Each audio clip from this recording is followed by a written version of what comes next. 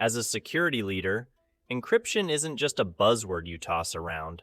It's the foundation of how your systems protect confidentiality, integrity, and trust. You don't have to implement the algorithms yourself, but you must understand how encryption is applied in practice, so you can evaluate risks, challenge design assumptions, and make decisions that align with both business needs and security outcomes. When you're working with symmetric encryption, you're using the same key to both encrypt and decrypt the data. Think of it as a shared secret between two trusted parties. This approach is fast, efficient, and highly scalable when dealing with large volumes of data, making it ideal for encrypting databases, virtual machines, backups, or even full disks. It's one of the reasons symmetric encryption remains a cornerstone of many high-performance systems. But here's where your leadership is critical: key distribution. The moment that shared key needs to move, whether it's going to a partner, another system, or a cloud service, you now have a new risk to manage. If that key is intercepted, leaked, or misused, your entire encrypted environment can be compromised, and the more users, systems, or environments you need to share that key with, the more complex and fragile your key management becomes. You'll typically see symmetric encryption implemented using AES, which stands for Advanced Encryption Standard, a well-established, trusted algorithm used globally. But remember, the algorithm is only as strong as the security around the key. Your job is to ensure those keys are created securely, stored securely, rotated regularly, and never shared loosely. Because at scale, it's not just about encryption, it's about orchestrating trust across the entire key lifecycle.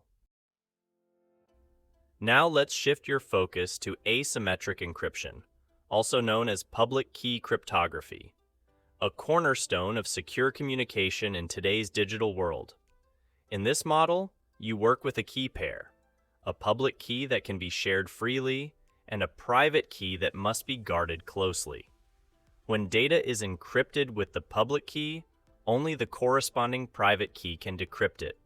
This approach elegantly solves one of the biggest challenges you face with symmetric encryption: secure key distribution. There's no need to pre-share a secret. Trust can be established even when parties have never interacted before. Asymmetric encryption enables you to do some of the most critical things in modern cybersecurity. You'll use it for secure key exchanges, especially in protocols like TLS, where it helps establish a protected session between clients and servers. You'll rely on it for digital signatures, which verify the sender's identity and ensure the integrity of messages or files. And it forms the backbone of SSL TLS, which secures web applications, APIs, and cloud communications. Common algorithms you'll encounter include RSA, elliptic curve cryptography, ECC, for efficiency and scalability, and Diffie-Hellman for secure key exchange. As a leader, this is your go-to mechanism when systems need to establish identity, prove authenticity, and secure data exchanges across untrusted networks. You're not just selecting an algorithm, you're shaping how trust and privacy are established in every digital transaction your organization performs. In the real world, you're not choosing between symmetric or asymmetric encryption. You're using both together in a hybrid model that gives you the best of both worlds.